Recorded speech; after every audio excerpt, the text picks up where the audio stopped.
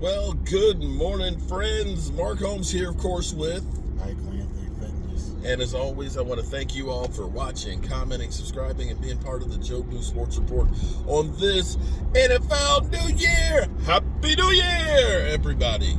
4 o'clock today, everybody's got to have their money right. They got to be underneath that salary cap. And, of course, the trades are flowing and the free agency signings are flowing everywhere except Dallas. Dallas, well, we don't do shit the first week. We all know we are lame. But here's an interesting take. Here's what always happens every year, and this is why us as Cowboy fans get so pissed off. Because of the expectations that are put on the Dallas Cowboys. We were a 6-10 team last year, okay? We were ass. We had one of the worst defenses in football. And thus far, we've done nothing to improve it. Although, wait, let me stop. Let me stop right there. Jerry Jones has said, our defense is already better because we hired Dan Quinn. Okay. I hope that's not the only thing he's planning on doing to try and help improve our defense, because if it is, we're screwed.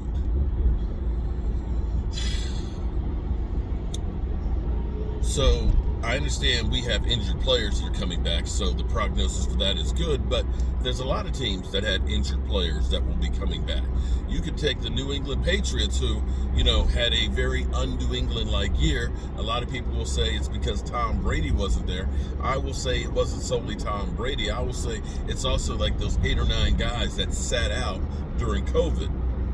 And Bill Belichick basically taking a redshirt year. And you see what he is doing right now. The fact that guy said, you know what, screw this year. We might not even make it through a whole season. So this season is irrelevant. This is my opportunity to go ahead and build the next dynasty. And so he took it and probably said to the guys, if you want to sit out this year, it's cool. I would rather have the cap relief so that way when you come back, I can put some more pieces around you guys. And that's what he's doing.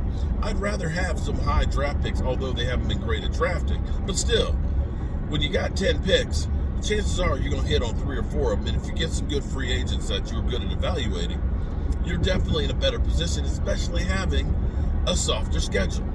Now, the Cowboys will benefit from having that softer schedule. Washington's got to play like Seattle and Green Bay, teams that we don't have to play. So they've got a tough road to hoe. We got one that's a little bit easier, and we have higher draft picks. So that's a good thing for our team. But expectations now are, this is a Super Bowl or bust team, and I'm not there. We always fall for this. In fact, here's Michael Irvin. He's already saying it's a shoo-in for the Cowboys to win the division. Do you think it's a shoo-in for the Cowboys to win the division? Do you think it's a shoo-in that the Cowboys win the NFC East next year? Now the things that are going against Washington. The things that are going against Washington are, first of all, nobody has won back-to-back division titles in the NFC East since the 2002, 3, and 4 year. And that was when the Eagles did. Every year since that time, including 3 Super Bowl winning teams, nobody has repeated as division champs. So you've got that. Why do they not repeat? Well, generally speaking, when you do well, teams pick you apart for players as well as your coaches. You also have a tougher schedule. So Washington is playing that first place schedule. So they got to play the Buffalo Bills where we're playing New England. Although New England is not going to be a slouch now that Bill Belichick's done his thing. Second thing is, your draft picks are picked later in the draft. So you don't get the influx of talent like you have. Third reason, you now have a target on your back. Everybody's gunning for you. There's no secret. You're not sneaking up on people. They'll say, that team won the division last year. Now, I'm going to say that Washington is not content. They signed a cornerback last night, big-time cornerback. I'm trying to remember who they signed. Big contract, although they do that almost every year. Verbatim. I mean, they did sign Collins and Josh Norman and stuff, and hopefully this guy will go the course of those guys and not lead to too much. But still, they're not doing what the Dallas Cowboys are doing, which is sitting on their fat duff thinking that we're a Super Bowl contender. So let's check out Michael Irvin and what he's talking about.